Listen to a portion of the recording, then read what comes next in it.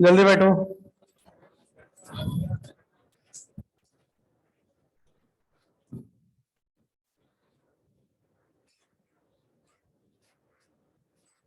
वही सफलिंग, सफलिंग के बाद ये क्लास ना।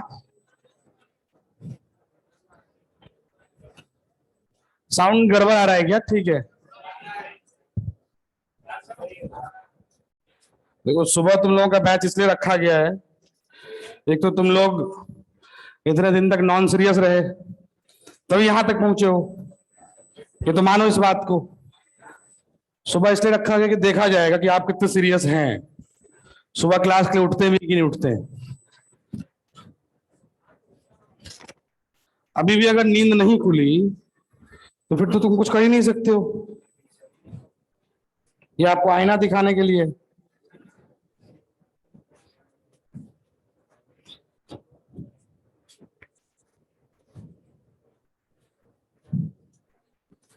बंद है ये।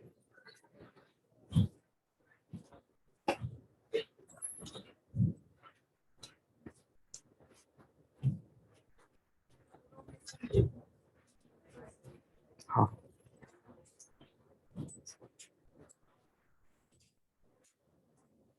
थोड़ा सीरियस हो जाओ, अभी भी टाइम है। ये टाइम दोबारा मिलेगा नहीं। अब से सीरियस हो जाओगे तो कुछ हो जाएगा लाइफ में, नहीं सीरियस होगे तो कुछ होना नहीं। ये तुम्हारे ऊपर है। अब ये शुरू से बोलता आ रहा हूं मैं, आज से नहीं बोलता आ रहा हूं। सीरियस का मतलब होता है कंटिन्यूटी, ऊपर से होमवर्क टाइम पे सब कुछ होता है। तो वो चीजें हैं, जो लोग सीरियस रहे, जो लोग कंटिन्यू रहे, जो लोगों ने होमवर्क ठीक से करा, टाइम पे करा, वो आज अच्छे बैचेस में हैं। हाँ, देखो घुमा लो।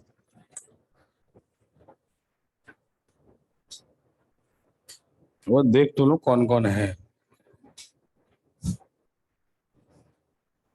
बहुत लोग गलती से पहुंच गया नहीं। सही है। अब ऐसा है कि पढ़ाई का लेवल थोड़ा बढ़ता चला जाएगा, टफनेस आता जाएगा। अब ये बात पहले बता दूं मैं आपको, फिजिक्स के जो भी चैप्टर सब आगे आएंगे थोड़ा थोड़ा, अब हर चैप्टर सब्जेक्ट में मेरे हिसाब से, अब फिजिक्स की खास करके बात करूं तो अब टफनेस बढ़ता चला जाएगा। अब तो थोड़ा सीरियस रहोगे तो होगा, सीरियस नहीं रहोगे तो नहीं हो पाएगा। क्लास टाइम पे रहे आप लोग। आप लोग V7 V9 शाम में था ना पहले, सुबह रखा ही इसलिए गया है। अब जागो। वो लोग तो जाग चुके, तो V0 चले गए। अब जागो कम से कम। सोए रहोगे तो जीवन भर सोए ही रहोगे, ये सच्चाई है। जेई बहुत मुश्किल है, कंपटीशन बहुत ज्यादा टफ है, और इस बार कंपटीशन बराबर हो गया। अब पिछले साल तक कोरोना का कुछ इफेक्ट था, तो कुछ बच्चों को फायदा मिला, कुछ बच्चों को नहीं मिला। इस बार सब बराबर है। समझ रहे हो, समझ रहे हो? तो ये चीजें हैं, तो प्लीज सीरियस हो जाइए, है ना। और बहुत बच्चों को टेंशन हो रहा था लेवल का, लेवल नहीं गिरेगा, डोंट वरी। लेवल तो वही, लेवल क्यों गिरेगा भाई साहब? लेवल नाम का कुछ चीज नहीं होता है, खास करके फिजिक्स में ऐसा नहीं होगा। मैं कोशिश करूंगा वही रखूं, वही रहेगा भी वही। अंतर यही होता है कि कुछ बच्चों को जल्दी समझ में आ जाता है, तो उसको एक दो एग्जाम्पल दो और समझ में आ गया। कुछ बच्चों को थोड़ा टाइम लगता है समझने, वीक थोड़ी होता है कोई बच्चा, बच्चा वीक नहीं होता है। कुछ बच्चों को थोड़ा ज्यादा टाइम लगता है, तो हो सकता है उसको 6-7 एग्जाम्पल देने पड़ जाए, यही तो हो सकता है ना। और ज्यादा कुछ अंदर थोड़ी आएगा, ऐसा थोड़ी कोई टॉपिक छोड़ देगा कोई बंदा। एक एक चीज पढ़ाया जाएगा, आपको मन से निकाल दो। कि कल 2-3 दिन से मेरे पास बहुत बच्चे आए हैं कि सर ये हो रहा है, वो हो रहा है। भाई साहब, मन में सोच लोगे ना कि इस बैच के अंदर ये होगा, लेवल गिर जाएगा, तो तुम नहीं पढ़ पाओगे आगे। ये हो रहा है ऐसा।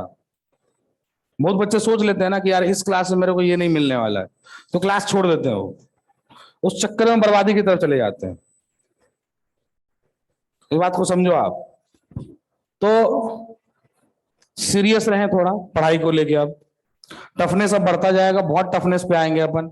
सेंटर ऑफ मास आएगा, रोटेशन आएगा, अभी आपका बहुत सारा चैप्टर बचा हुआ है। मेन मेन मेन मेन तो बचा ही हुआ है, समझ रहे हो। अभी तो तुम कुछ नहीं, तो हंस खेल रहे थे अभी फिजिक्स में, ABCD पढ़ रहे थे, फिजिक्स थोड़ी पढ़ रहे थे अभी। फिजिक्स अब चालू होगा आपका, ठीक। 12th में आपका इलेक्ट्रोस्टैट चालू हो गया, चालू हो गया ना। हाँ, तो अब कहानी अब मेन चालू हो गया। अब समझ रहे हो? तो थोड़ा सीरियसनेस रहना पड़ेगा। बड़े बड़े चैप्टर्स खुल रहे हैं तो होमवर्क ज्यादा मिलेंगे। आप होमवर्क ज्यादा का मतलब होता है टाइम पे करना पड़ेगा, ठीक है? अब बैच वैच पे मत ध्यान दो कहाँ जाना है नहीं जाना है, ठीक? सफलिंग बहुत टेढ़ा चीज है, बहुत टाइम लगता है सफलिंग होने में, ठीक है? कुछ बच्चे अगर बहुत अच्छा परफॉर्म करेंगे टेस्ट में तो हो सकता है उनको उठा के लेके जाया जाए, अलग बात है वो, बट आपको परफॉर्म करना पड़ेगा, है ना? ये छोड़ दो कि क्या होना आगे नहीं होना, चुपचाप पढ़ाई करो। जो बैच अलॉट हुआ है, ये बैच तुम्हारा आईना है। तुमने मौका तो सबको मिला बराबर, V1 से लेके V11 तक सबको मौका मिला है।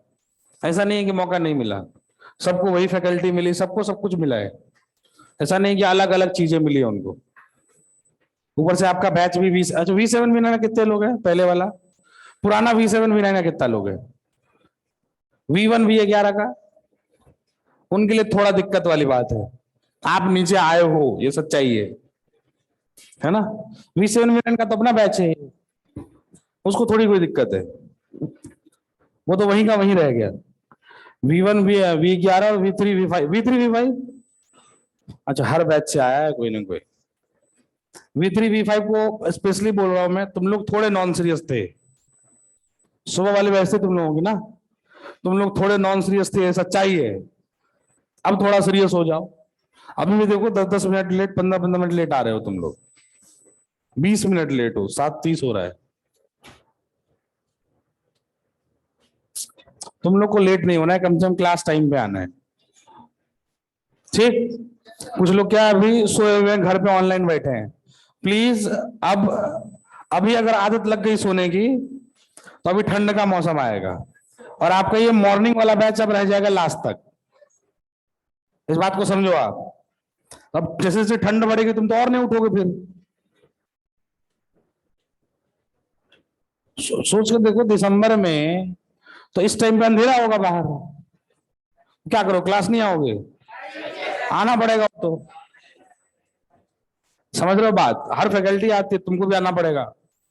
प्लीज थोड़े सीरियस हो जाइए, नहीं होगे तो कोई फायदा नहीं, घर जाके बैठो, क्या क्या करना है भैया, कुछ कर ही नहीं सकते फिर तो।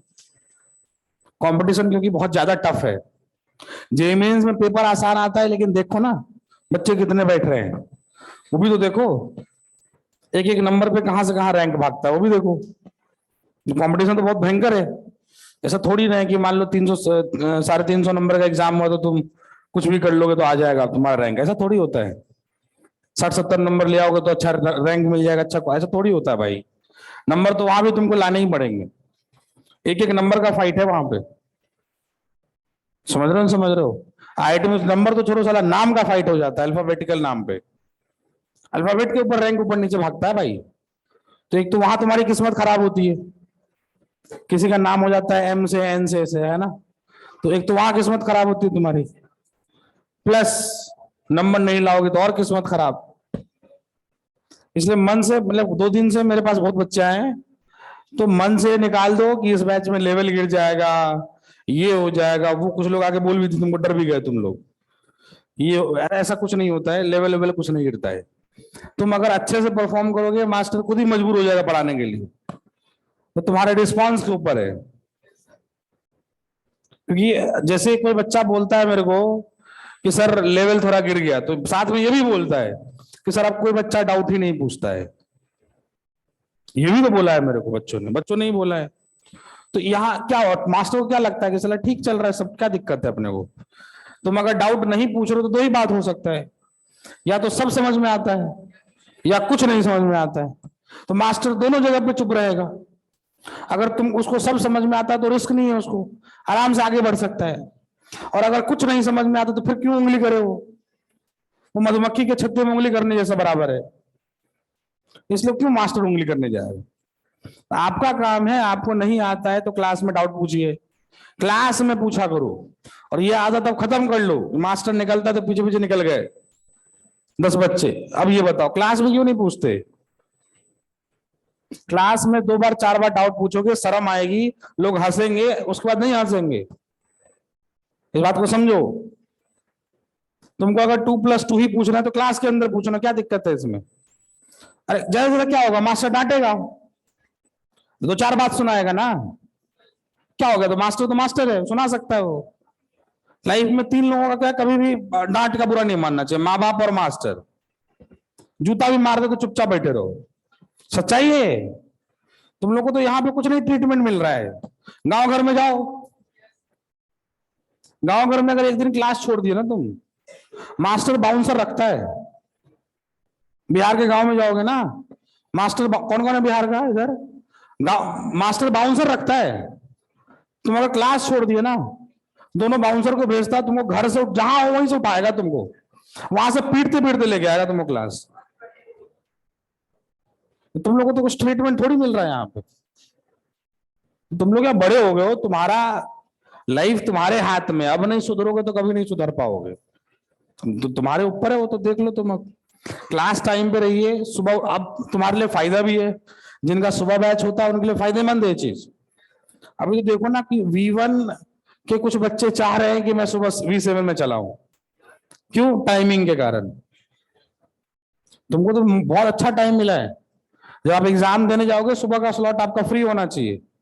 इस क्लास के चक्कर में आप सुबह 6 बजे उठना सीख जाएंगे, तो एग्जाम के दिन तुम्हारी आदत होगी 6 बजे उठ जाओगे, पक्का है कि 9 बजे तक अच्छे से फ्रेश होकर सेंटर चले जाओगे, है ना। न कंबल में सोए सोए मोबाइल देख के पढ़ते रहोगे तो हो गया पढ़ाई, फिर तो एग्जाम भी सोए सोए दे लेना। देखो ये लाल, देख रहे हो। हाँ, तो क्या ऐसा है कि आज मर्ज हुआ है तुम्हारा बैच, कुछ बैच इधर है उधर है, 10 मिनट ऊपर नीचे भी है, मेरे को पता है। 10 मिनट का ऊपर नीचे का सिलेबस चल रहा है अभी। तो अभी होमवर्क बोल रहा हूं मैं, कल डिस्कस करूंगा इसको नेक्स्ट डे। मॉड्यूल में मैंने बोला हुआ है ना, अभी क्या थोड़ा कुछ करके आए होंगे, कुछ नहीं करके आए होंगे, ऐसा होगा। Next day module section A मैंने बोला था ना, कैलकुलेशन ऑफ सेंटर ऑफ मास पूरा डिस्कस होगा कायदे से, प्लस HCV के कुछ क्वेश्चन दिए थे मैंने। हाँ, HCV मत छोड़ना, मैं भी बोलता हूँ।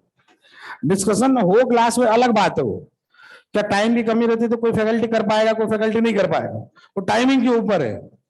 मान लो अगर सिलेबस लाइन पे चल रहा होगा तो आराम से डिस्कशन हो जाएगा, नहीं चल रहा होगा तो हो सकता है डिस्कशन ना हो पाए। तो आपका काम है करना, DC में जाके खत्म करो उसको, काम खत्म। HCV मत छोड़ना, मैं बता रहा हूं तुमको। HCV का मतलब सिर्फ एक्सरसाइज नहीं होता, exercise, objective and short answer type, तीनों करने होते हैं आपको। टाइम है तो टाइम ही नहीं मिलेगा तुमको। शॉर्ट आंसर टाइप बहुत इंपॉर्टेंट है, सारे कॉन्सेप्चुअल प्रॉब्लम्स वहीं पर है, तो आपको करने ही करने हैं वो, है ना। अब मास्टर होमवर्क दे नहीं दे उससे कोई मतलब नहीं है आपको, चैप्टर खत्म हो गया निपटा लो बस, ठीक है। DC में करो, जैसे करो, जैसे भी करो, लेकिन करो, ठीक। किसी भी चैप्टर में अगर लग रहा होगा कि नहीं टाइम पे चल रहा है सिलेबस, अब हम लोग खुद ही डिस्कस करा देंगे पूरा, उसके लिए चिंता ही नहीं करना। मान लो किसी टॉपिक में मेरे को 2 दिन बच रहा हो लेक्चर में, कर लेंगे डिस्कस, क्या दिक्कत है उसके लिए। बट कभी मान लो किसी कारण से, हो सकता है मास्टर का तबीयत खराब हो गया हो, कुछ भी हो सकता है ना, अब सिलेबस लेट चल रहा हो तो क्या करे बंदा, पहले पढ़ाएगा वो। इसलिए उस समय ज्यादा जिद नहीं करना है कि डिस्कशन चाहिए अभी, वो आपका काम है करना, DC में जाकर खत्म करो बस। DPP मॉड्यूल इनका सॉल्यूशंस आपको ऐप पर मिल जाता है, प्लस वीडियो सॉल्यूशंस के साथ। मॉड्यूल का तो मिल जाता है, DPP का PDF सॉल्यूशन तो है वहां पे, अरे है।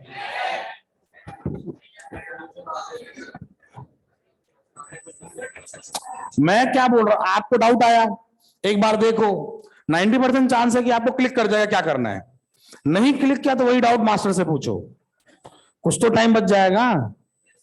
क्योंकि अगर डिस्कशन करने जाओ ना तो 10 क्वेश्चन अगर DPP में है तो 10 क्वेश्चन कोई ना कोई बालक पूछ ही लेगा, मेरे को पता है, तो 10 डिस्कस ही करना पड़ा, हो गया टाइम खत्म। इससे बच सकते हो, समझ गए। मान लो अगर आपके पास 4 डाउट है तो पक्का है कि अगर आप या तो दोस्तों से डिस्कस कर लो या तो आप वहां देख लो, पक्का है कि 2 सवाल बन जाएंगे, बच्चे सिर्फ 2 डाउट, उसको डिस्कस करने में तुरंत टाइम निकल, मतलब तुरंत हो जाएगा डिस्कस। वो थोड़ा सुधारना पड़ेगा आदत। अब मेरे हिसाब से कोई लेवल नीचे नहीं होना चाहिए, मैं नहीं करूंगा, डोंट वरी अबाउट दैट, मैं पूरा पढ़ाऊंगा आपको। बस वही है कि एग्जाम, और उल्टा आपको एग्जाम्पल्स ज्यादा मिलेंगे, V0 में एग्जाम्पल्स कम मिलेंगे, उनको जल्दी आ जाता है समझ में, तो उनको एग्जाम्पल्स कम मिलेंगे। उसका ये नहीं देखने के लिए जाना है कि वो क्या कर रहा है, वो कौन सा कंटेंट कर रहा है, वो देखने नहीं जाना है। फालतू का डिप्रेशन सर पे लोगे तो पागल हो जाओगे। तुम्हारे लिए मॉड्यूल है, डीबीबी है, एचसीवी है, ठीक है। अभी ये 3 सफिशिएंट है, बस 3 चीजें सफिशिएंट है आपके लिए। आप अगर ढंग से बिहेव करोगे, ढंग से पढ़ाई करोगे ना, तो आपको बताना नहीं पड़ेगा कि आपको ये जाके करना है, आप खुद ही करना चालू कर लोगे। जो समझदार बच्चा होगा उसको बोलना थोड़ी पड़ता है। आपने मॉड्यूल कर लिया, डीबीपी कर लिया, एचसीवी लगा लिया आपने, आपके पास अगर टाइम है, मैं आपको बताने थोड़ी जाऊंगा। इतनी समझदारी होगी तो आप खुद ही बैठ के घर पे यूट्यूब लगाना चालू कर दोगे। समझ गए नहीं समझ गए? समझदार बच्चा खुद ही करेगा, खुद ही डीसी में लेके आएगा, पूछ के चला जाएगा। वो क्लास के भरोसे थोड़ी बैठा रहेगा। वो क्लास में हर टाइप के बच्चे हैं, आप वो आपको अब सीरियस होना पड़ेगा खुद ही। समझ गए? स्टार्ट करें अपन। तो V7 V9 थोड़ा सा 10 मिनट आगे है मेरे हिसाब से, उसको रिवाइज करना पड़ेगा।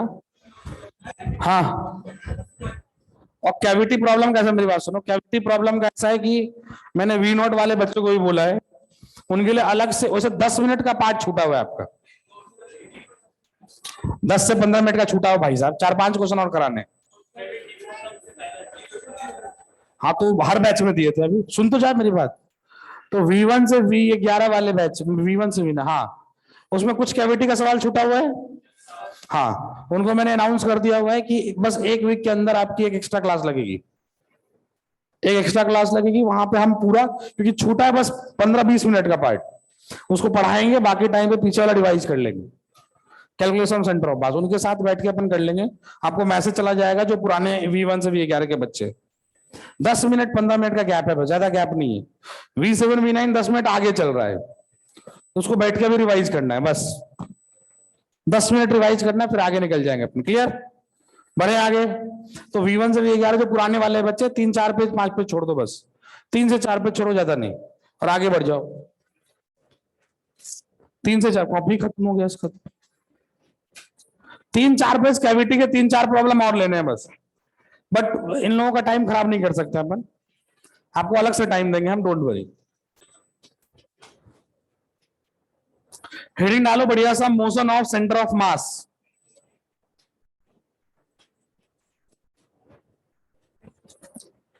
मोशन ऑफ सेंटर ऑफ मास।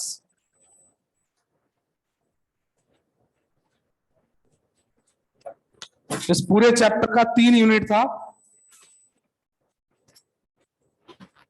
ये देखो, देख रहे हो स्कॉलर सबको, नहीं सुधर रहे लोग।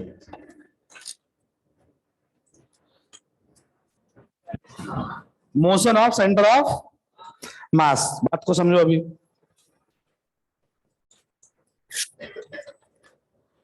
तीन यूनिट थे, पहला था कैलकुलेशन ऑफ सेंटर ऑफ मास, वो हो गया। उसका कोई ज्यादा वास्ता अगले टॉपिक से नहीं है। अगर सवाल पूछना होगा तो डायरेक्टली पूछेगा जी, नहीं तो कोई वास्ता ही नहीं उसका।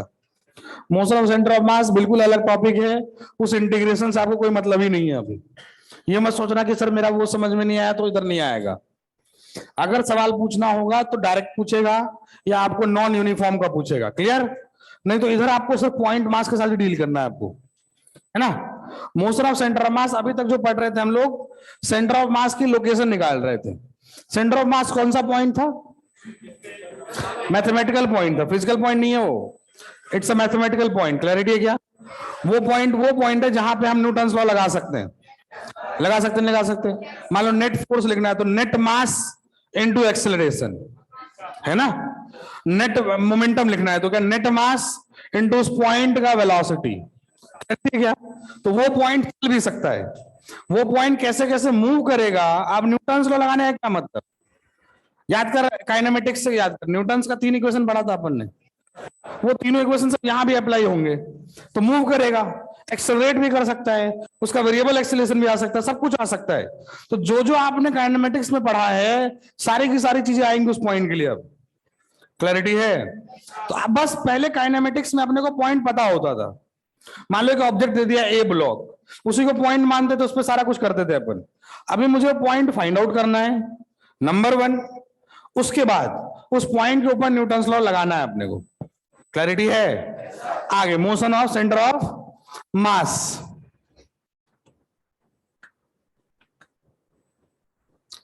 आप तो ऐसे सोचो, हमने जो पढ़ा था RCOM, वो पढ़ा था ये, hello, plus plus so on divided by क्या, टोटल मास। ये total mass of the system था। समझो इस बात को। ये स्केलर क्वांटिटी, वेक्टर क्वांटिटी, ये मास मोमेंट वेक्टर क्वांटिटी, याद आया कुछ? It's vector quantity. और याद करो, जब मैं डेराइव कर रहा था इसको, तो डायरेक्ट आर नहीं आया था, वो डेल्टा आर आया था। विद रिस्पेक्ट टू ओरिजिन हमने आर वेक्टर लिख लिया था। तो असल में delta R C M equals to M1 delta R1 plus M2 into, यही तो है, divided by M total. Clarity है क्या? वेक्टर का मतलब ये होता है कि आपको साइन के साथ लिखना है, प्लस तो प्लस, माइनस तो माइनस। क्लैरिटी है क्या? इसका मतलब क्या, जरा समझो। मान लो कि मैं बोल रहा हूं यहां 3 किलो का ऑब्जेक्ट है और यहां 4 किलो का ऑब्जेक्ट है। मान लीजिए आप बीच की दूरी है 10 मीटर। ऐसे समझो आप, मैंने इसको डिस्प्लेस किया आगे 2 मीटर और इसको डिस्प्लेस किया आगे 5 मीटर। आपसे पूछा जाए कि सेंटर ऑफ मास कितना शिफ्ट हो जाएगा, निकाल सकते हैं क्या? लिखो find shift in centre of मास। पहले इसको लिख लो, पहले उसको लिख लो, थ्योरी को। मैं डेटा चेंज कर रहा हूं V7 V9 के लिए।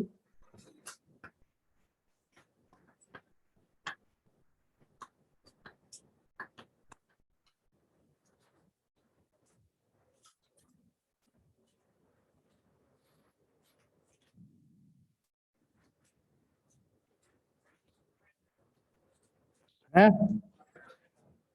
हाँ करो, सब लोग करो। इसको लिखिए और लिखिए find shift in centre of mass.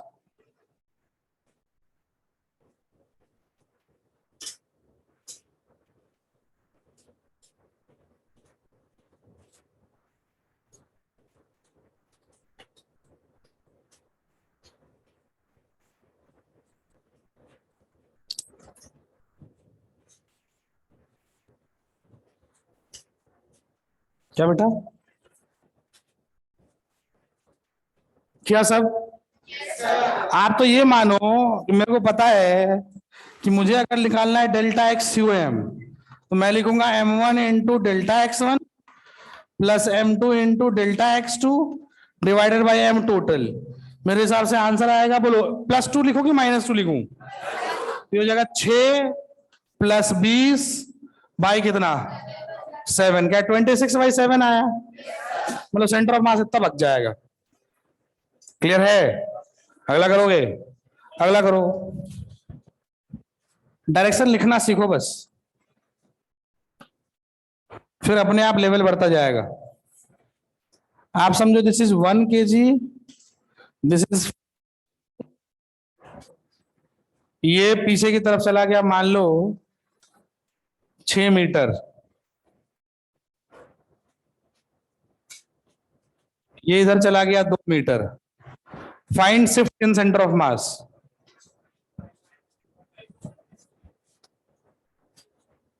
फटाफट करो, जल्दी जल्दी, स्पीड बढ़ाओ। 2/5 आया क्या? खत्म। क्या लिखे अपन, बोलो? -6 प्लस 8/5 क्या आएगा, बोलो? क्या 2/5 माइनस थोड़ी आएगा, प्लस आएगा। तो आगे गया सेंटर ऑफ मास, पीछे गया? आगे गया, तो सेंटर ऑफ मास आगे भागा। एक और क्वेश्चन करके बताओ। आप तो ऐसे समझो कि this is 2 kg and this is 8 kg। ये आगे की तरफ गया है 5 मीटर। ऐसे समझो आप। लिखो, क्वेश्चन लिखो। What should be the displacement of 8 kg? Question लिखिए, what should be the displacement of 8 kg? What should be the displacement of 8 kg if center of mass, if center of mass, if center of mass shift if center of mass shift left by 2 meter, if center of mass shift left by 2 meter, centre of मास पीछे 2 metre से shift हो जाए, 8 को कितना चलाना पड़ेगा? कितना? एक सेकंड करने दो सबको। क्या करें? अब क्या मालूम है तुमको? अभी क्या मालूम है? अभी आपको डेल्टा एक्स मालूम है, फाइंड आउट करो।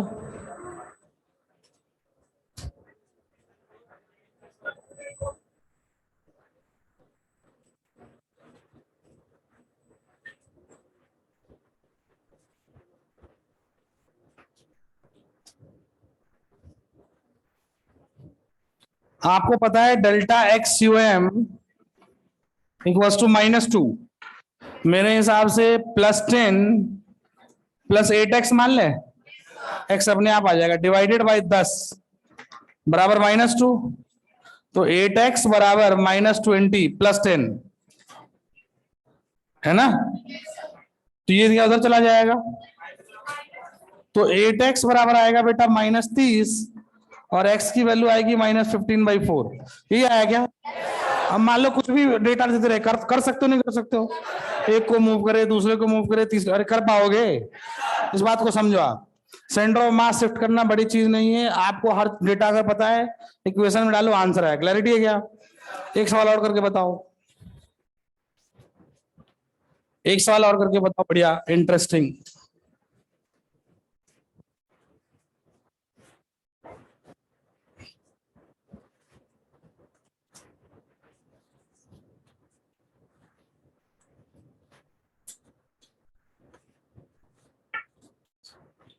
मान लो इक्विलेटरल ट्रायंगल है, ए साइड ए है, आप समझिए ये 1 किलो, ये 2 किलो, ये 3 किलो, ठीक? इक्विलेटरल ट्रायंगल है, सबके एजेस वर्टेक्स पे। ऐसा हो क्यों रहा है मेरे को पता नहीं। लो अभी जा रहा है, मान लीजिए आप ये आगे की तरफ शिफ्ट हुआ 4 मीटर इधर की तरफ, हर पार्टिकल एक दूसरे की तरफ भाग रहा है। मान लो ये इस लाइन के लॉन्ग भाग रहा है, ये इस लाइन के लॉन्ग भाग रहा है, ये इस लाइन के लॉन्ग भाग रहा है, डायरेक्शन फिक्स है, ये इस लाइन के लॉन्ग भागेगा, ये इस लाइन के लॉन्ग भागेगा, और ये इस लाइन के लॉन्ग भागेगा। क्लियर? ये गया इधर 4 मीटर, आप समझो ये पॉइंट लेता हूं मैं ABC, और 2 kg भागा इधर 2 मीटर। क्लियर? क्वेश्चन लिखो, what should be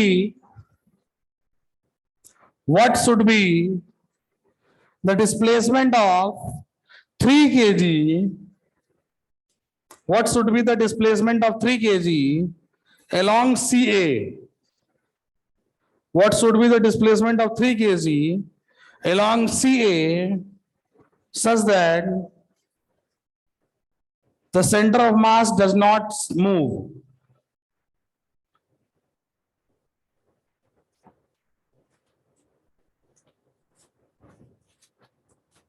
तीन केजी वाले को सीए लाइन के लॉन्ग कितना मूव कराया जाए कि सेंटर ऑफ मास मूव ना करे?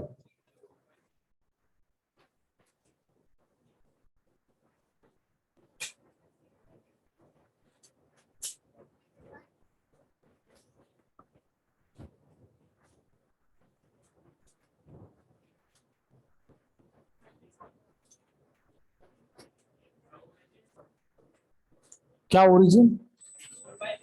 ओरिजिन क्यों चाहिए? इक्विलेटरल ट्रायंगल के वर्टेक्स पे है 1.33 मीटर,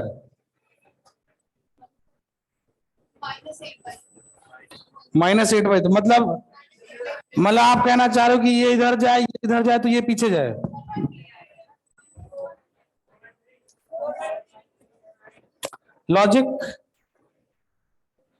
लॉजिक समझो इस बात को, मैं कोशिश कर रहा हूं लेवल बढ़ाने का। सुने इधर, डेल्टा आर सी एम असल में होता क्या है?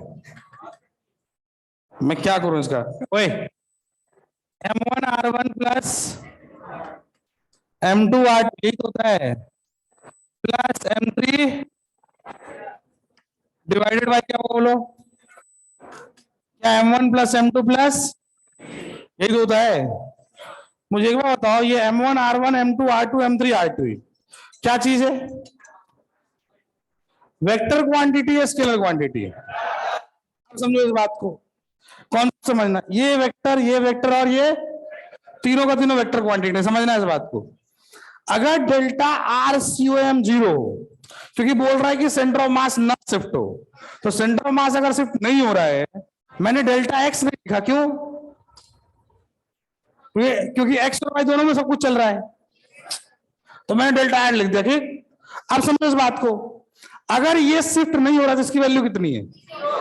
अब समझो इस बात को कॉन्सेप्चुअली, मैं ये लिख सकता हूं 0 बराबर M1R1 vector plus M2R2 vector plus M3R3 vector divided by क्या M1 plus M2 plus M3। Logically देखोगे तो आपका आ जाएगा M1R1 vector plus M2R2 vector plus क्या M3R3 वेक्टर बराबर 0। लॉजिकली देखो आप, तो ये तीनों के तीनों वेक्टर क्वांटिटीज हैं, तीन वेक्टर्स का सम कितना हो रहा है? अरे हो रहा है कि नहीं हो रहा है? अब मैग्नीट्यूड चेक करो, मैग्नीट्यूड चेक करो, पहले वाले वेक्टर का मैग्नीट्यूड कितना है? 4। अरे कितना है? कॉन्सेप्ट समझना, इस वाले वेक्टर का मैग्नीट्यूड कितना है? 4। क्या दोनों का सेम है? एक चीज और लॉजिकली बताओ, तीनों अगर इक्विलेटरल ट्रायंगल पर है तो हर अलग अलग वेक्टर के बीच का एंगल कितना है? यार यही तो है ना, नहीं आ रहा है तुमको? आप अगर वेक्टर फॉर्म में लिखोगे आर को तो कैसे लिखोगे? इसको क्या इधर की तरफ लिखोगे, इसको इधर की तरफ लिखोगे, तो इस वेक्टर और इस वेक्टर के बीच का एंगल कितना हुआ? वेक्टर भूल गए क्या तुम सारा? क्या 120 है? तीनों वेक्टर के अलॉन्ग एंगल कितना है? आपस आपस में क्या 120 120 120 है? दो वेक्टर्स ऑलरेडी बराबर है, तीन वेक्टर्स अगर 120 पर हो और तीनों बराबर हो, क्या नेट रिजल्टेंट 0 हो जाता है? इसका मतलब साला इसका मैग्नीट्यूड भी इसके बराबर होगा। नहीं आया तुमको? तीनों के बीच का एंगल कितना है? 120। दो का मैग्नीट्यूड ऑलरेडी बराबर है, क्या तीसरा को बराबर होना पड़ेगा? आपने पढ़ा है वेक्टर में 3 equal vectors R 120 degree each, क्या रिजल्टेंट 0 हो जाता है? अगर इसका मैग्नीट्यूड इसका बराबर है और सब 120 पे, तो इसका मैग्नीट्यूड क्या उसके बराबर होना चाहिए? मास मोमेंट का बाकी दोनों का मैग्नीट्यूड कितना है? 4। और कितना है? तो इसका भी मैग्नीट्यूड कितना होना चाहिए? 4 होना चाहिए कि नहीं होना चाहिए? आप क्या लिखोगे? M3 into 4। अब यही तो लिखेगा मेरे हिसाब से। M3 की वैल्यू 3 इंटू R3 बराबर 4 और R3 की वैल्यू आ गई 4/3। कितने लोगों का आंसर था ये?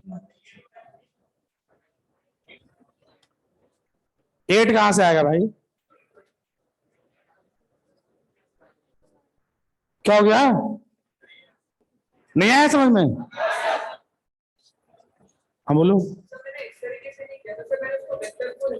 बिल्कुल कर सकते हो आप, मैं तो बोल रहा हूं कि वेक्टर को रिजॉल्व करो टाइम लगेगा। शानदार लॉजिक है, वेक्टर का यूज कर सकते नहीं कर सकते? बोलो कितना शानदार चीज है। मैं अगर आपसे पूछता, सोच के देख, मैं अगर आपसे पूछता कि सेंटर ऑफ मास को मूव नहीं कराना है, ये इधर भाग रहा है 4 मीटर पर सेकंड से, ये इधर भाग रहा है 2 मीटर पर सेकंड से, इसको भागना पड़ेगा 4/3 मीटर पर सेकंड से। अरे कितना शानदार, कर पाओगे नहीं कर पाओगे? अब मेरे को अगर ट्राइंगल पता है तो मेरे को हेक्सागोन नहीं पता है? नहीं आया तुमको यार? वेक्टर का तो पूरा लॉ लगा सकते हैं यहाँ पे, इसीलिए आपको मास मोमेंट वेक्टर अलग से पढ़ाया मैंने।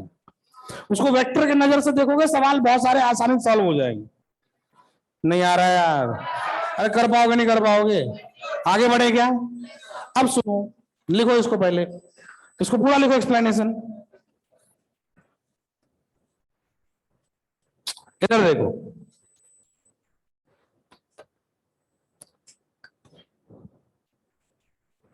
इधर देखिए,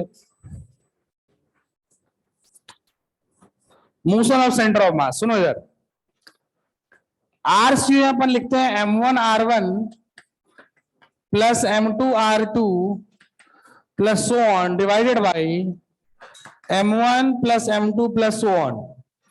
इसको एक बार डिफरेंशिएट करोगे तो क्या आएगा? क्या वेलोसिटी आ जाएगा? Velocity of centre of mass is M1 V1 vector plus M2 V2 vector plus so on divided by क्या है? M1 plus M2 plus so on. Clear किया? इसको एक बार और डिफरेंशिएट करो तो क्या acceleration of centre of mass आ जाएगा? मतलब M1 A1 प्लस सब वेक्टर फॉर्म में plus M2 A2 vector plus so on divided by total mass. अरे लिख सकते हो ये, क्यों नहीं लिख सकते हो? अब मेरे को पोजीशन बताता तो मैं सेंटर ऑफ मास निकाल रहा था। मेरे को अगर हर पार्टिकल की वेलोसिटी बताओ तो क्या सेंटर ऑफ मास की वेलोसिटी निकाल पाओगे? कुछ नहीं करना है, M1 V1 प्लस M2 ये तो करना है, पर ध्यान रखना उसको वेक्टर फॉर्म में लिखना है। अबे एक्सेलरेशन बताओ तो एक्सेलरेशन निकाल सकते हो, क्यों नहीं निकाल सकते हो? फटाफट लिख, एक दो सवाल करते हैं पहले इस पे।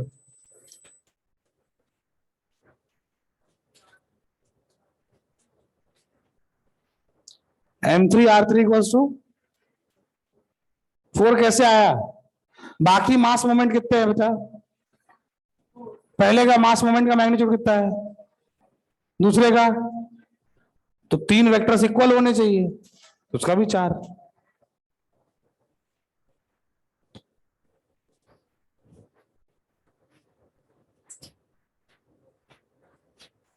आया? बढ़े आगे?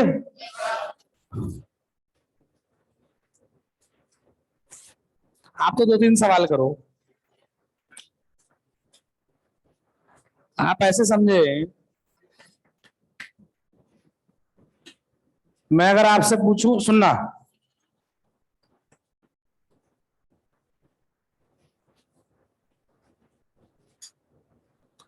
ऐसे समझो आपकी पुल्ली है,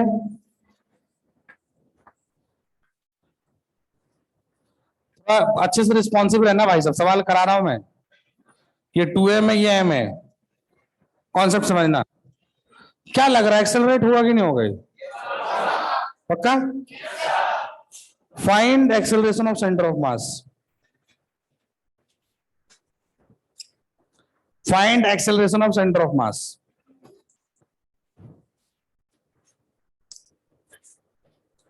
find acceleration of centre of मास। हाँ 10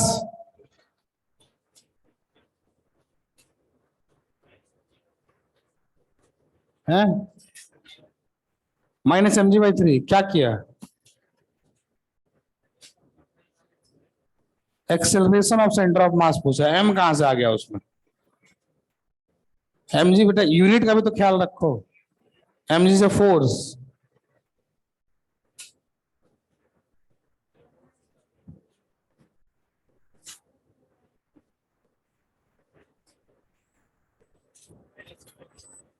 -g/।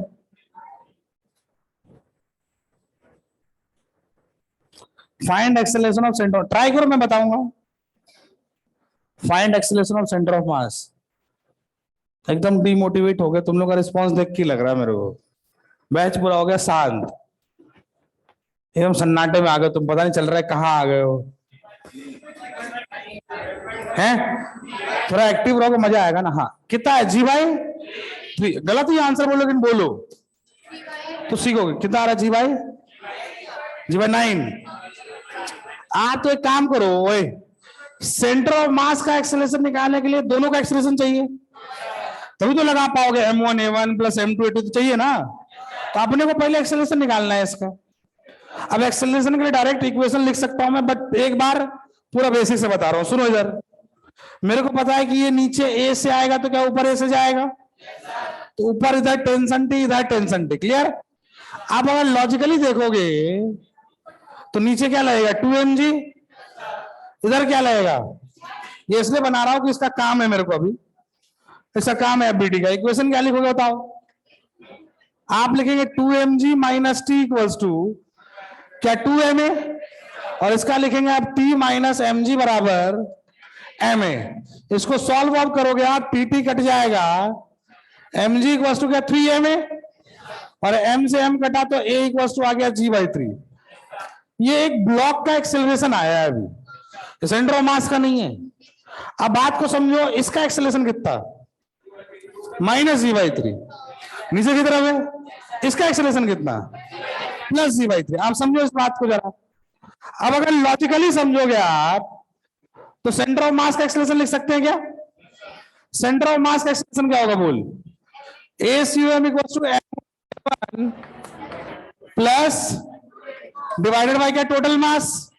मेरे हिसाब से लिखोगे आप -2m into g/3 plus m into क्या g/3 डिवाइडेड बाय क्या लिखोगे, 3m, m कट गए, -2g/3 और प्लस g/3, क्या -g/3, यह आएगा -g/3/3, दैट इज -g/, मतलब सेंटर ऑफ मास का एक्सेलरेशन किधर, सेंटर ऑफ मास पे नेट फोर्स किधर लग रहा है, नहीं आया तुमको? अगर आपसे पूछ लिया जाता कि net force on system, F net on system, क्या बोलते बालक, क्या टोटल मास इंटू ACUM, तो टोटल मास इंटू ACUM मेरे हिसाब से आता 3m इंटू क्या -g/9, मेरे हिसाब से आता माइनस, बोलो बोलो क्या, -mg/3। ये F एक्सटर्नल ऑन CUM आ गया। समझो इस बात को जरा, F net on system, F net on system 0 नहीं है, ध्यान से देखो, सिस्टम पे नेट फोर्स है, सेंटर ऑफ मास किधर भागेगा, ऊपर की नीचे, ऑब्वियस भी है, सेंटर ऑफ मास हैवियर मास के साइड जाता है, भारी वाला मास नीचे जा रहा है कि ऊपर जा रहा है, तो सेंटर ऑफ मास को नीचे जाना ही जाना पड़ेगा। थोड़ा थोड़ा लिंक कर पा रहे हो? बट मेरे को ये समझ में नहीं आ रहा कि ये जो एफ नेट आ रहा है वो क्या चीज है, मेरे को दिखना भी तो चाहिए एफ नेट। ठीक है, कैलकुलेशन में आ गया, फिर आना चाहिए ना भाई साहब, है क्या चीज ये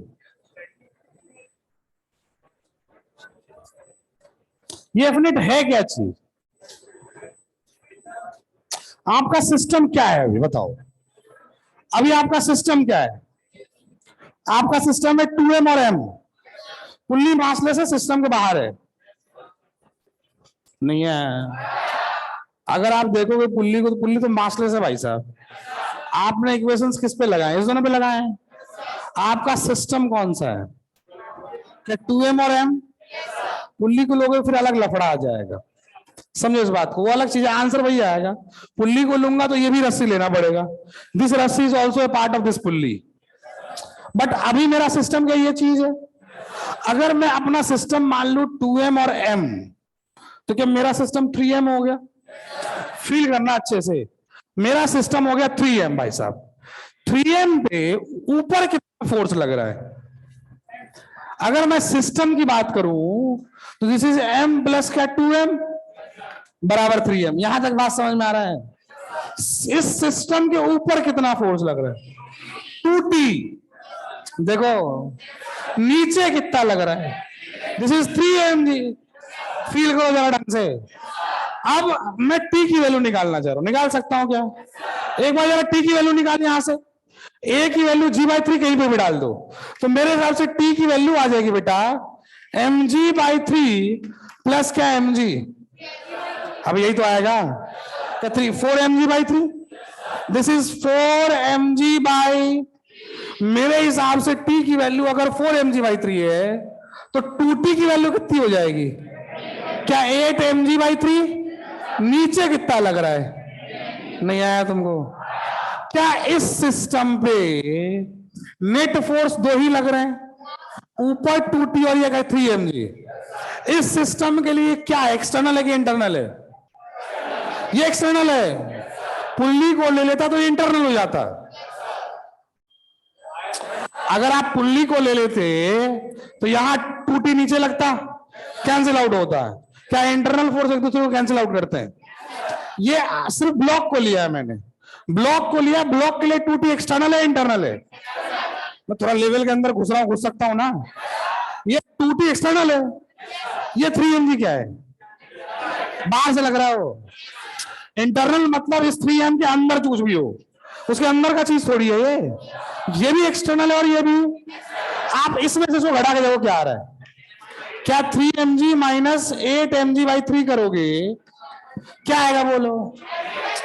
नीचे वाला माइनस ऊपर वाला किया है तो क्या नेट फोर्स नीचे आएगा?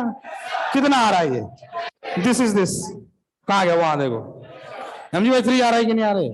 मतलब F net on any system को मैं बोल सकता हूं F external on any system. Concept of external force जरा समझो इस बात को। अगर मुझे किसी बॉडी पे एक्सटर्नल फोर्स लिखना है, मैं क्या लिखूंगा? क्या total mass into acceleration of centre of मास? देखो ना ढंग से, total mass into acceleration of centre of मास लिख लोगे, वो सिर्फ एक्सटर्नल फोर्स बताएगा कि टोटल फोर्स बताएगा? एक्सटर्नल। अरे एक्सटर्नल है ये। एफनेट के लिए यहां पे सारा फोर्स ही एक्सटर्नल है। नहीं आ रहा है अभी ये। जब आप mass into acceleration of centre of मास करते हो, वो आपको एक्सटर्नल बताता है कि इंटरनल भी बताता है? एक्सटर्नल। उस बॉडी पे एक्सटर्नल फोर्स कितना लग रहा है वो बताता है आपको। तो एक कॉन्सेप्ट तो मैं अच्छे से बोल सकता हूं, इंपॉर्टेंट, बॉक्स में घेर के रख लेना, कि एफ एक्सटर्नल इक्वल्स टू क्या? एम टी इंटू ए सी ओ एम। ये लिख पाओगे? सेंटर ऑफ मास तभी हिलेगा जब एक्सटर्नल फोर्स लगेगा। अगर एक्सटर्नल नहीं लगा तब वो हिल ही नहीं सकता। नहीं आया तुमको? इंटरनल फोर्सेस क्या लग रहा है उससे मेरे को कोई मतलब नहीं, एक्सटर्नल लगना पड़ेगा। नहीं आया? एक और फील करा, पहले इसको लिखो तुम, थोड़ा और फील कराता हूं इसको।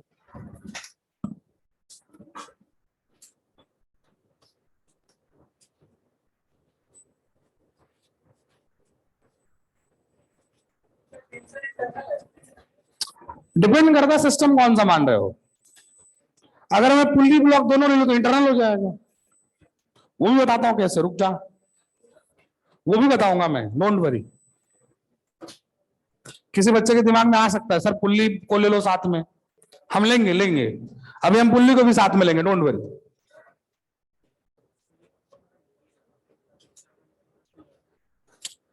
क्योंकि आगे जब मोमेंटम कंजर्व करोगे तो सिर्फ एफ एक्सटर्नल पे ही चर्चा होगी। समझो एफ एक्सटर्नल क्या चीज है, थोड़ा फील करो, नहीं तो पता ही नहीं लगा पाओगे कि एक्सटर्नल कहां है कहां नहीं है। मोमेंटम कंजर्व कैसे करोगे फिर? इस चैप्टर को क्यों पढ़ रहे हैं हम लोग? कंजर्वेशन ऑफ लीनियर मोमेंटम याद कर। 3 लॉ पढ़ने अपने को। पहला आप वर्क पावर एनर्जी में पढ़ लिए, दूसरा यहां पढ़ोगे, तीसरा रोटेशन के अंदर पढ़ोगे। मेन चैप्टर उसी के इर्द गिर्द है ये। बड़े आप तो ऐसे सोचो, आप लिखो पहले इसको, मैं इधर वाली कहानी मिटा रहा हूं। अब कोई बच्चा बोले सर पुल्ली को भी लीजिए सिस्टम के अंदर, आंसर तो वही आना चाहिए। अगर आप पुल्ली को भी सिस्टम के अंदर लोगे तो ये पुल्ली ऐसे है, ये ब्लॉक है 2m और ये है m, समझो इस बात को। ऊपर भी तो लग रहा है। अगर ये मासलेस है पुल्ली, इधर t, इधर t, इधर t, यहां क्या लगेगा? अब इसको पूरा एक सिस्टम मान लोगे आप, तो नीचे 2mg, क्या इधर भी mg। आपका ये टेंशन इससे कैंसिल आउट हो रहा है, ये इससे कैंसिल आउट हो रहा है, बट तो बच गया। अभी भी पूरे सिस्टम पे ऊपर 2t नीचे 3mg, वो कहीं से भी देखोगे वही आएगा। तो आप हमेशा नहीं बोल सकते कि this is an internal force. आपको डिफाइन करना पड़ेगा सिस्टम कौन सा है?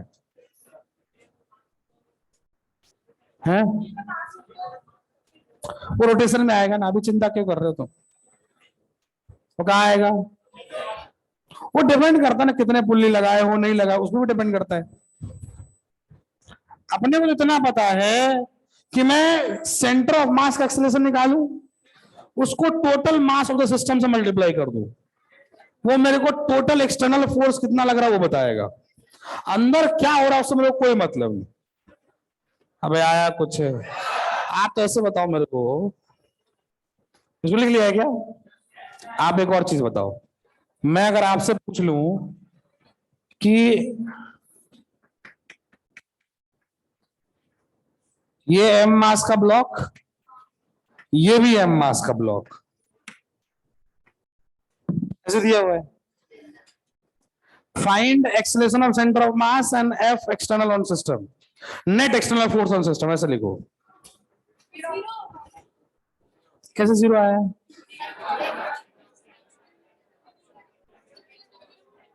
ऊपर नीचे नहीं होगा तो एक्सेलरेशन जीरो हो गया दोनों का, तो A1 भी जीरो, A2 भी जीरो, तो सेंटर ऑफ मास का एक्सेलरेशन जीरो। मेरे को इतना पता है कि A1 बराबर जीरो, A2 बराबर जीरो, तो ACOM कितना हो जाएगा?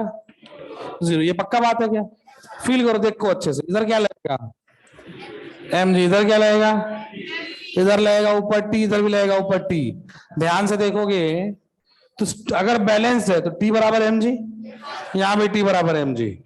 ऊपर लग रहा है 2t, नीचे लग रहा है 2mg, और t की वैल्यू भी mg है, तो ऊपर भी 2mg, नीचे भी 2mg। तो नेट एक्सटर्नल फोर्स कितना? अरे लग रहा है, नहीं लग रहा है? अभी सिर्फ हम ये बात करते कि mg तो हमेशा एक्सटर्नल है, उसको तो काउंट करो ही करो, और टेंशन इंटरनल है, तो मेरा नेट एक्सटर्नल 2mg आ रहा होता, फिर नहीं आया तुमको, तो कैंसिल आउट कर रहा है उसको। कौन कर रहा है?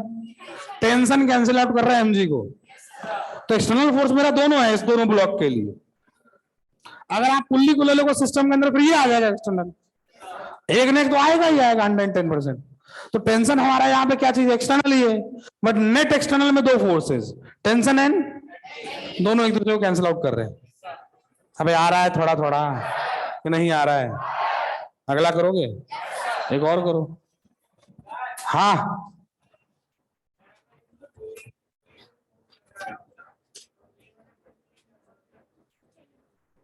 कौन सा वाला? हाँ, अंदर वाला। फिर ऊपर टेंशन आता ना।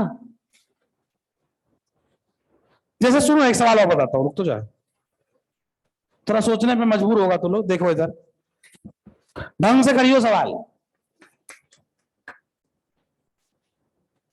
रिस्पॉन्स दोगे तो सारे सवाल लूंगा मैं, नहीं दोगे तो कोई फायदा ही नहीं है। ये भी एम, ये भी एम, सब बढ़िया चल रहा है। यहां पे फोर्स लगा दिए तुम एफ बाहर से, दोनों मास सेम है। अब भागेगा कि नहीं भागेगा सिस्टम? भागेगा। Find acceleration of centre of mass and net external force on system.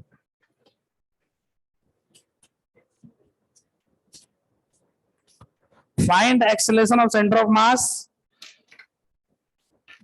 And net external force on. अच्छा, अभी क्या दिख रहा है तुमको? एक्सटर्नल फोर्स है कि नहीं है इसमें? पक्का? कैलकुलेट करके देखो, भ्रम टूटेगा आपका। कैलकुलेट तो करो, हैं? देख के लग रहा है इसमें एक्सटर्नल फोर्स है। हाँ, find acceleration of centre of mass, find acceleration of centre of mass and net external force on system.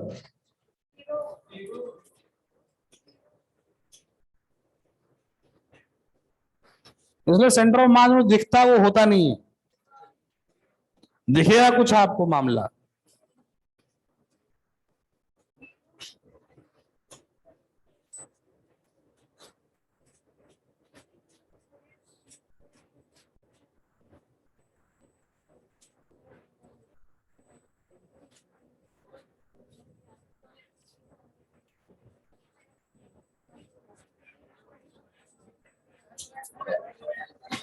F/2m क्या आया?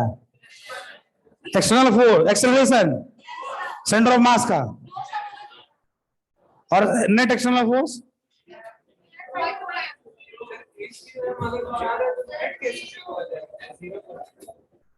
ACM कितना आ रहा है? मेरे को तो इतना पता है, मुझे इतना पता है कि ये अगर नीचे A से जाएगा तो ये इसकी मजबूरी है इससे जाना। और जब आप ACM लिखोगे, आप लिखोगे इसका M into A minus M into A by 2m बराबर क्या? 0। तो ACM तो 0 हो गया, तो साला F नेट भी 0 आना चाहिए।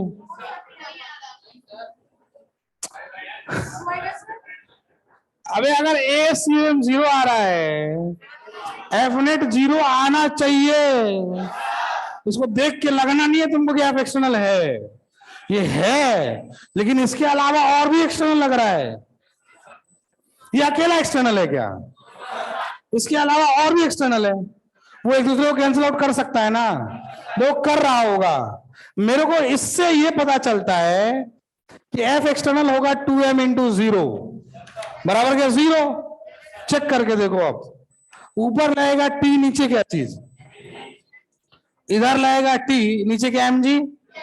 आप अगर ढंग से देखोगे तो इक्वेशन लिखोगे टी माइनस एम जी, क्या एम है, उसके लिए बोलो F plus M G minus T, यही तो लिखेगा। ढंग से देख तो टी से टी गया, एम जी से एम जी गया, एफ इक्वल टू क्या 2m इंटू ए, तो ए की वैल्यू आ गई एफ बाई 2m। ये एक ब्लॉक का एक्सेलरेशन है, एक का है, सेंटर ऑफ मास का थोड़ी, एक का है।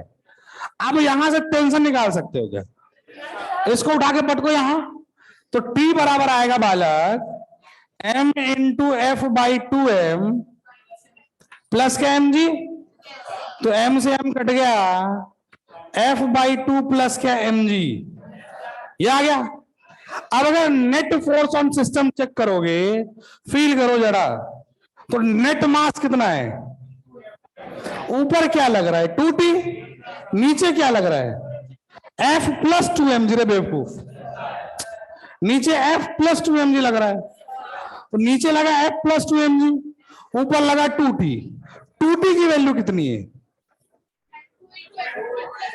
2t की वैल्यू देख, 2t की वैल्यू आ जाएगी f प्लस, देखो जितना ऊपर उतना नीचे, नेट एक्सटर्नल कितना हो गया। तो अगर नीचे कुछ फोर्स लगाओ, डरो मत, तो जाएगा वो, मत समझ लेना कि एक्सटर्नल फोर्स 0 मतलब नहीं है उसमें, या है उसमें, क्योंकि पूरा का पूरा चैप्टर ही उसी पर है। आपको पता लगाना पड़ेगा एक्सटर्नल फोर्स कहां है कहां नहीं है। नहीं आया तुमको, देखना पड़ेगा आपको, क्योंकि नहीं आइडेंटिफाई कर पाओगे तो आगे मोमेंटम कंजर्व नहीं कर पाओगे। Newton second law of motion, क्या F external equals to DP by D T, F external 0 हो जाएगा, डीपी बाई ईडी 0 हो जाएगा, तो चेंज इन मोमेंटम 0 हो जाएगा, मतलब मोमेंटम कंजर्व रहेगा। कब कंजर्व रहेगा, मोमेंटम कंजर्व कब रहेगा, हमेशा की जब एक्सटर्नल 0 हो, तो आपको चेक करने आना चाहिए कि एक्सटर्नल कहां 0 कहां नहीं। अबे आ रहा है कुछ है, यहां मोमेंटम कंजर्व है, नेट एक्सटर्नल 0 है। अबे आया, सेंटर ऑफ मास का एक्सेलरेशन 0 है, तो कंजर्व है कि नहीं है। तो आपको सिचुएशन देखना पड़ेगा कहां पे क्या चीज चल रही है। अरे कर पाओगे, अब मैं इसमें साला 2 ब्लॉक लगाऊं, 3 लगाऊं, 4 पुल्ली लगाऊं, कर लोगे अब तो। फील करने के लिए टेंशन निकालो, देखना ऊपर सही हो रहा है, नीचे आ रहा है कि नहीं आ रहा है। क्लियर है क्या, बड़े आगे आप आगे देखो, अब नोट कर लो ना, क्या दिक्कत है, जो भी नोट करना है करो। हाँ हाँ,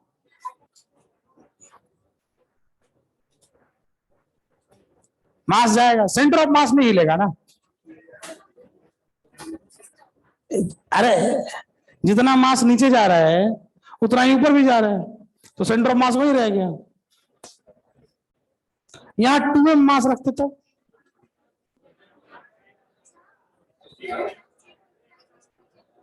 क्या,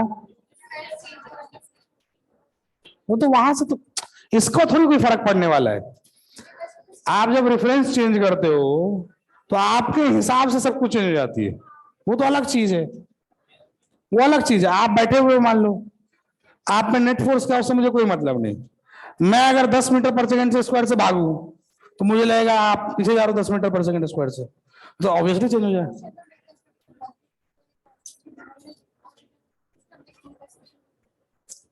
ब्लॉक एक्सेलरेशन 0 नहीं है, सिस्टम का 0 है। हाँ, सिस्टम का जो बीच वाला एक पॉइंट है ना, उसका एक्सेलरेशन ऑफ मास कितना है, सेंटर ऑफ मास का एक्सेलरेशन कितना है 0। बड़े आगे क्या, यहां अगर 2m करते तो क्या होता है, एक्सेलरेशन ऑफ सेंटर ऑफ मास आता क्या, नेट फोर्स। पक्का, पक्का ना, ठीक। बड़े आगे,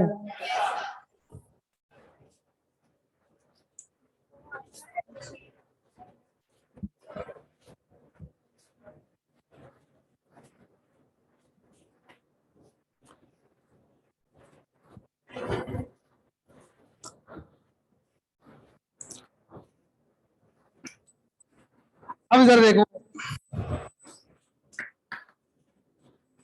अब एक चीज अपने को पता चल गया कि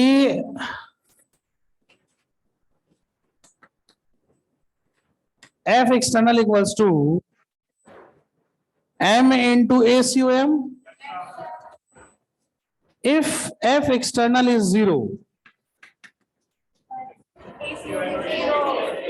तो मैं बोल सकता हूं क्या ACOM equals to 0?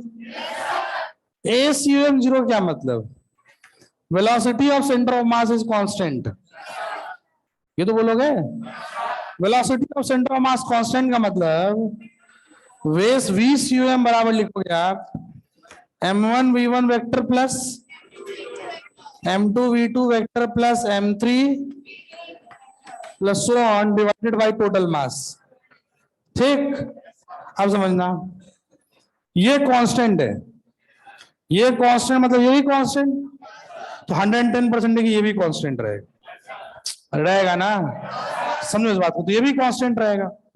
तो इसका मतलब है VCOM कांस्टेंट का मतलब, if VCOM equals to constant,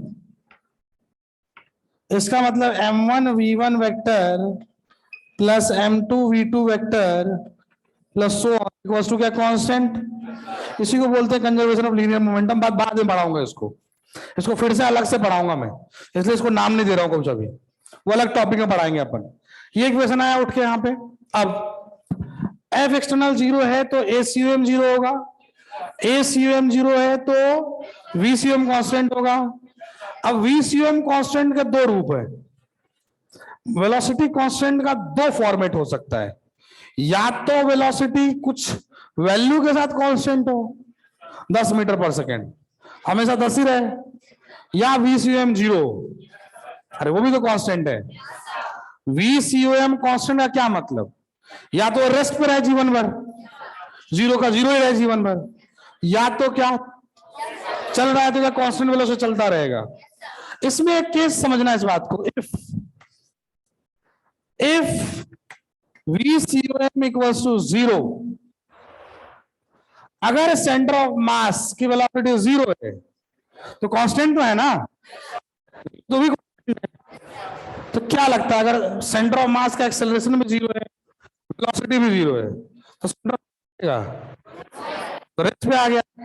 इसका मतलब COM इज एट रेस्ट, मतलब दो कंडीशंस हो गई, ACOM भी 0 है और VCOM भी 0 है, तो क्या सेंटर ऑफ मास रेस्ट पे आ गया, एक्स COM या डेल्टा R COM क्या 0 हो जाएगा, वही तो होगा ना, डेल्टा R COM क्या हो जाएगा, मतलब सेंटर ऑफ मास मूव करेगा ही नहीं। इसका मतलब मैं लिखूंगा M1 R1 vector plus so on equals to क्या 0, अरे बात समझो, या डेल्टा R1, सॉरी R1 नहीं डेल्टा R2, अरे क्लियर है। अब समझो इस बात को, क्या चीज बोलना चाह रहा हूं मैं, सेंटर ऑफ मास शिफ्ट ही नहीं होगा। सेंटर ऑफ मास अगर नहीं शिफ्ट हुआ, इसका मतलब क्या हुआ कि इन वेक्टर्स का सम कितना होना चाहिए, मतलब इन वेक्टर्स का सम 0 का मतलब जितना पॉजिटिव उतना पॉजिटिव, तो वही होगा जो राइट जाएगा, और नेगेटिव वो होगा जो सीधा सीधा कॉन्सेप्ट, जितना मास मोमेंट आगे गया उतना मास मोमेंट खत्म। नहीं आया तुमको, एक ही बेस्ट लॉजिक है, इसको ध्यान रखोगे सवाल आसानी से बनेगा। अगर F एक्सटर्नल 0 है, आपको आइडेंटिफाई करना पड़ेगा, अगर F एक्सटर्नल और अगर initial velocity of centre of मास भी 0 है, अगर ये दोनों सेटिस्फाई हो रहा है तो क्या सेंटर ऑफ मास रेस्ट पे रहेगा?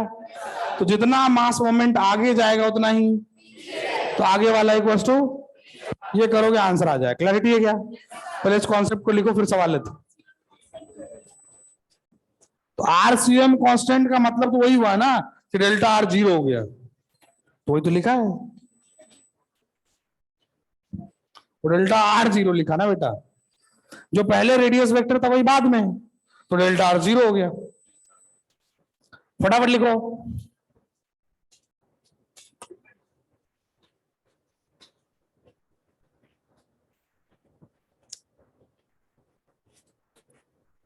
हाँ, एक्सेलरेशन ऑफ सेंटर ऑफ मास अगर 0 है, उसके दो केस हो सकते हैं, या तो वेलोसिटी किसी मैग्नीट्यूड के साथ कांस्टेंट हो, या वेलोसिटी मतलब कांस्टेंट का मतलब 0 भी हो सकता है ना। अगर 0 हुआ तो ये होगा, मतलब अब जो अपन कंडीशन देखने वाले हैं कि नेट फोर्स भी 0 होना चाहिए और initial velocity of centre of मास भी 0 होना चाहिए। अबे आया कुछ है? लिखो।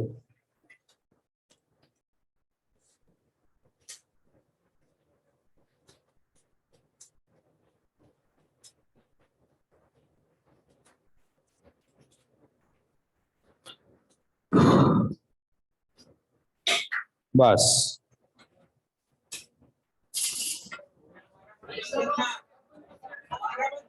अबे ठंड है, काय को दिमाग लगा रहे हो? प्लीज बैठे, बड़े आ गया। अब समझो,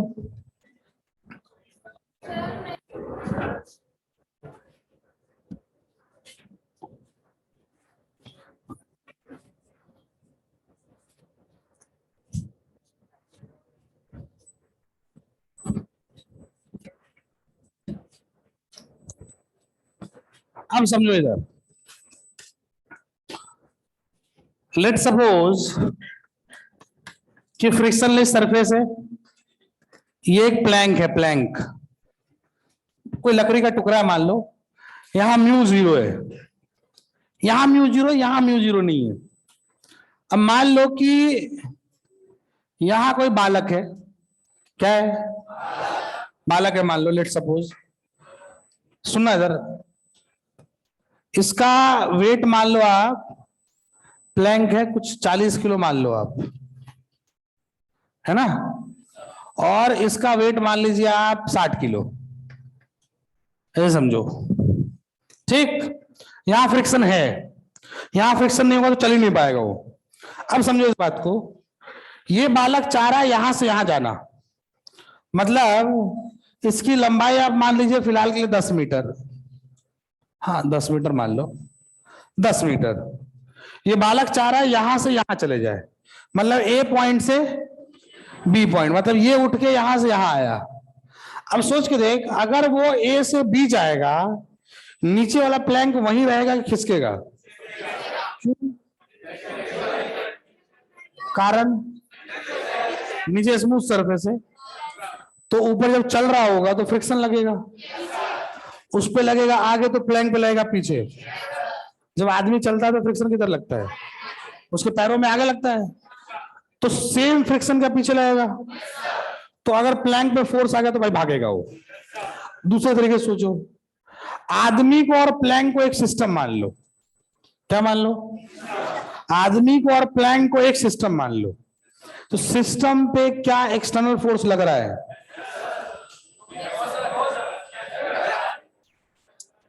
mg। अरे बात को समझो, लग रहा है अभी, बट नेट एक्सटर्नल फोर्स कितना लग रहा है? सोच के देख, स्पेशली एक्स डायरेक्शन में देखो, एक्स में mg का लफड़ा तो वाई में है, एक्स में अगर चेक करोगे, वैसे वाई में भी कंजर्व, बट एक्स की बात करते हैं अपन, एक्स में नेट फोर्स कहां लगेगा? फ्रिक्शन, जितना आगे उतना, तो आदमी पे लग रहा है आगे, ब्लॉक पे लग रहा है पीछे, तो नेट फोर्स कितना हो गया? तो एक्स डायरेक्शन में अपन बोल सकते हैं कि नेट एक्सटर्नल फोर्स कितना है? 0। और इनिशियली सिस्टम रेस्ट पे ही चल रहा है, तो ACUM तो 0 है ही, प्लस इनिशियल वेलोसिटी भी जीरो है। अगर दोनों की वेलोसिटी जीरो है तो सेंटर ऑफ मास की भी जीरो है। तो initial velocity zero plus ACM zero, क्या सेंटर ऑफ मास रेस्ट पे रहेगा? सेंटर ऑफ मास रेस्ट का मतलब जितना आगे उतना क्या, मास या मास मोमेंट? मास मोमेंट, मास की बात नहीं करना है अपने को। मास मोमेंट जितना आगे उतना खत्म। अब समझो इस बात को कैसे करना है। एक वाहियात सा लॉजिक होता है कि आप इसको आगे लेके जाइए, फिर आप नेट डिस्प्लेसमेंट निकालो उसका, मतलब वो भी काम करता है, ऐसी बात नहीं है, बट छोटे छोटे एग्जांपल्स में काम कर जाता है। बट कॉम्प्लेक्स डायग्राम में वो तो थोड़ा कंफ्यूजन आ सकता है तुम्हारे अंदर, कर सकता है, आपकी ज्योमेट्री अच्छी होनी चाहिए बस। बट कॉमन जिसकी अच्छी नहीं है उसके लिए बता रहा हूं मैं, आपको कुछ नहीं करना है, जितना मास मोमेंट आगे उतना मास मोमेंट। मैं इसलिए बोल पाया क्योंकि F external in x is zero, तो ACOM in x is also zero. इसका मतलब आप, और साथ में क्या चीज है, initial velocity of centre of मास क्या x में जीरो है, तो भाई साहब सेंटर ऑफ मास रेस्ट पे रहेगा। इसका मतलब डेल्टा XCOM भी क्या होगा, जीरो। ये मेरे को समझ में आया। तो जितना मास मोमेंट राइट उतना मास मोमेंट। अब मैं मान लेता हूं कि प्लैंक पीछे x चला गया, मान लो कितना चला गया x, लोड मत लेना, आराम से आएगा ये, क्योंकि आगे वो ब्लॉक गया है तो प्लैंक पीछे आया, कितना गया मेरे को नहीं मालूम, मेरे को पता है x चला गया।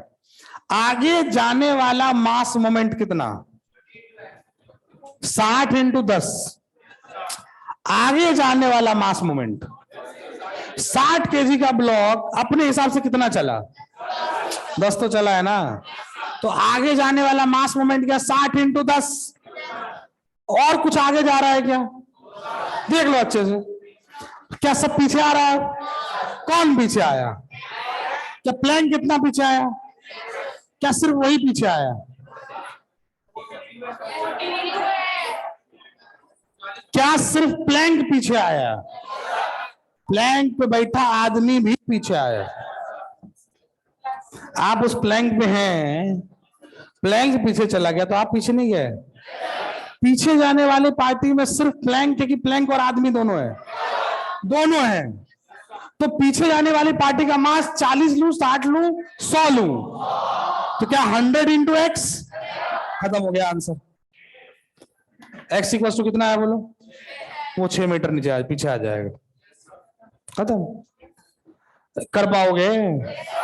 आगे जाने वाले मास मोमेंट इक्वल टू, तो ये कैलकुलेट करना है आपको। कुछ आ रहा है, लिखो। हाँ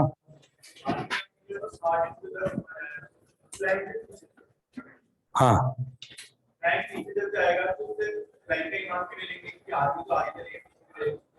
प्लैंक के साथ साथ आदमी पीछे गया कि नहीं गया? तो एक काम करो, तुम ट्रेन में चल रहे हो और ट्रेन चली गई आगे 2 किलोमीटर, तो तुम आगे 2 किलोमीटर नहीं गए?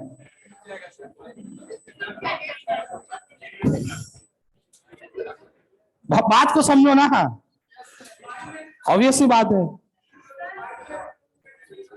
वाई में नॉर्मल बैलेंस कर रहे हैं ना उसको।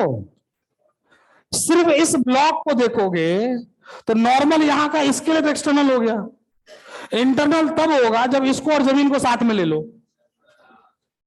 नहीं आया तुम, उसने तो नॉर्मल एक्सटर्नल ही है भाई, तो नेट जीरो है। जीरो नहीं होता तो वाई में भाग रहा होता, बिल्कुल जाएगा, जाएगा नहीं तो मैं बोल रहा हूँ ये बेंच है, मान लो डेस्क, इस पे मान लो कुछ चल रहा है, चीटी चल रहा है मान लो, अब तुम इस डेस्क को पीछे खींच लो तो चीटी उसके साथ पीछे नहीं जाएगा? भाई साहब इन दोनों के बीच में फ्रिक्शन है, ये आगे चला तो इस पे फ्रिक्शन लगा आगे, तो इस पे किधर लगा? 2 ब्लॉक सिस्टम, फ्रिक्शन खत्म हो चुका है आपका। नाटक मत करो, लिखो। हाँ, क्या चल ही नहीं पाएगा बिना फ्रिक्शन में, कैसे चलोगे तुम? वहां से वहां जा ही नहीं पाएगा, फिर यहीं पे छलता कुत्ता रह जाएगा वो। फ्रिक्शनलेस कहाँ है, फ्रिक्शन यहां पर, वो अलग कंडीशन है फिर। उस देखो, एक तो यहां फ्रिक्शन अगर हो तो क्या होगा, that's not in your syllabus, that's in the syllabus of pathfinder. But तुम्हारी एनर्जी देखूंगा तो कराऊंगा, तो तुम्हारा क्षमता देखूंगा तो जरूर कराऊंगा। वो क्या है, तुम्हारा सीरियसनेस देखना पड़ता है पहले। आप जब पाथफाइंडर को करना नहीं है, वो खोलेंगे तो सेंटर ऑफ मास चैप्टर का दूसरा सवाल फ्रिक्शन, यही सवाल है वो। दूसरा सवाल खोलोगे, यही नीचे फ्रिक्शन है, समझ रहे हो? तो वो है उसका लेवल, उस ऐसे से 50 सवाल है उसके अंदर विथ फ्रिक्शन। करा दूंगा, डोंट वरी, मैं करा दूंगा, मेरे को क्या दिक्कत है। अरे समझ पा रहे हो कि नहीं समझ रहे हो? आप तो ऐसे समझो, एक छोटा सा चीज देखो, अगर मैं आपसे पूछूं कराने के लिए, करा दूं मैं, कोई दिक्कत ना है, बट कराएंगे पहले उसको तो सीखे ना अपन, पहले इस पे तो मास्टर्स हासिल करो बिना फ्रिक्शन के साथ। हाँ इधर देख, मैं अगर आपको बोलूं कि ये टैंक है,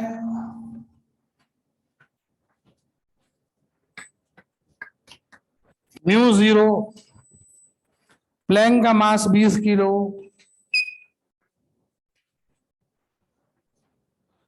ये बालक इधर जा रहा है, इधर नहीं, ये मान लो 10 मीटर है, 10 नहीं 20 मीटर ले लो, 20 मीटर। लेट अस सपोज, पागल है क्या भाई, थोड़ा लिमिट में लो, 80 किलो ले लो, या अपना वजन बता रहा है। ये एक बालिका है, कौन है ना? ओए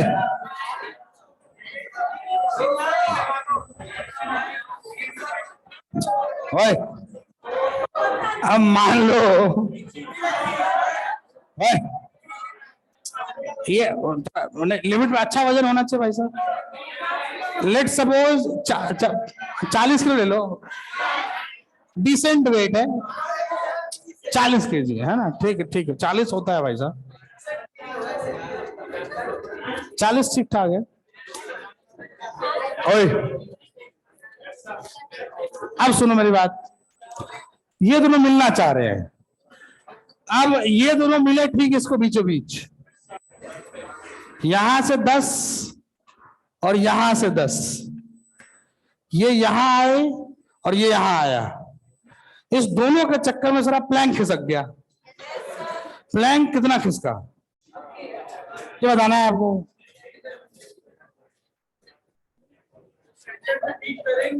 हाँ मिल रहे जाएंगे कहाँ, हो मिलेंगे वो, डोंट वरी। तू अकेला हो गया, अब करे क्या, तेरा वही बेस्ट ट्रिक था। लिखो भाई, जब वो दोनों बीच में मिलेंगे, बीच में मतलब यहां, तो प्लैंक कितना खिसक जाएगा। कितने तक क्लास होती है भाई? 8 हो गया, टाइम खत्म। नहीं लिखो लिखो लिखो, बनाओ बनाओ, अगली क्लास किसकी है?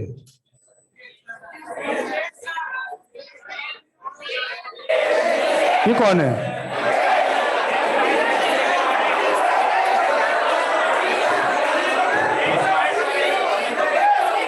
किनकी? सारे मैथ्स वालों की तबीयत खराब हो रही है आजकल, सीजन चल रहा है अभी, नहीं सीजन चल रहा है। कल अर्जुन सर का भी तबीयत खराब हो गया था, उनका भी हो गया, आतिश सर का हो सकता है, एवियन सर का भी खराब चल रहा है आजकल, उनको तो जॉन्डिस हो गया भाई साहब, एवियन सर को। गलत बात है, तो अकेले खाएंगे पिएंगे तो यही होगा, चोटी छुपे खाएंगे।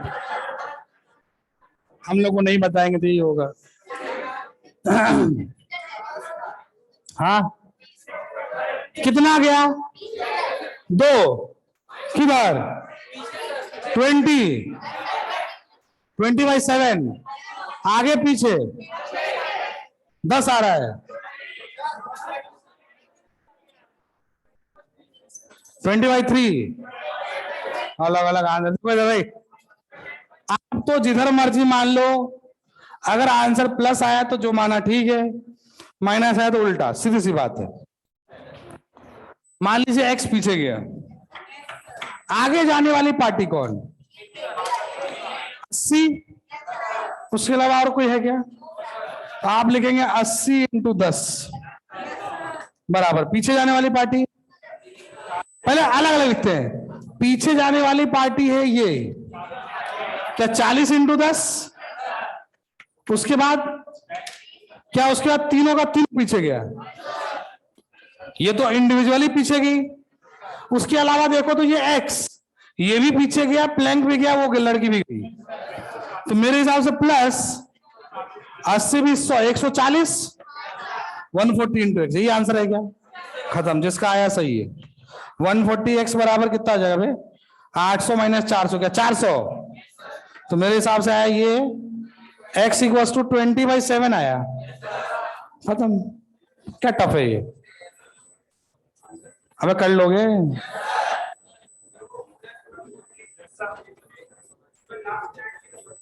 हाँ पीछे कौन कौन गया है? प्लैंक गया है, साथ में इस दोनों, इसके ऊपर जितने भी चीजें वो भी पीछे गए। तो 20 किलो 80 किलो 40 किलो सब पीछे गया। माइनस करोगे तो भाई साहब ज्योमेट्री में कितने फंसोगे? कितना ज्योमेट्री? अब मान लो 10 आदमी ले लो, इसके ऊपर कितनों का माइनस करते रहोगे? कंफ्यूजन नहीं आएगा उसमें? अरे वो तो आसान है, उसमें क्या दिक्कत है। बट मैं बोल रहा हूं जितने कॉम्प्लेक्स करते जाओगे उसमें लफड़ा बढ़ेगा। मेरे को पता है जितना आगे उतना, सिंपल सा लॉजिक है।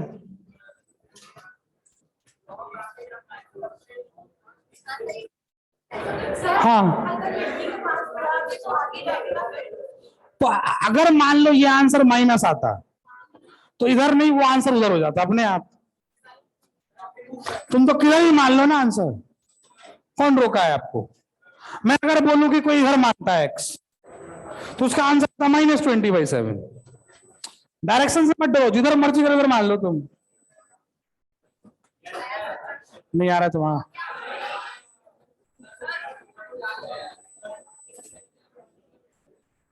क्या सुनाई नहीं दे रहा तुम्हारा आवाज? अब वो तो वैल्यू डाल के देखते रहो, तुम क्या दिक्कत है उसके लिए? अरे ठीक है, अगले दिन अपन मॉड्यूल का सेक्शन ए पूरा, तीनों exercise, section A calculation of centre mass पूरा डिस्कस करेंगे अपन।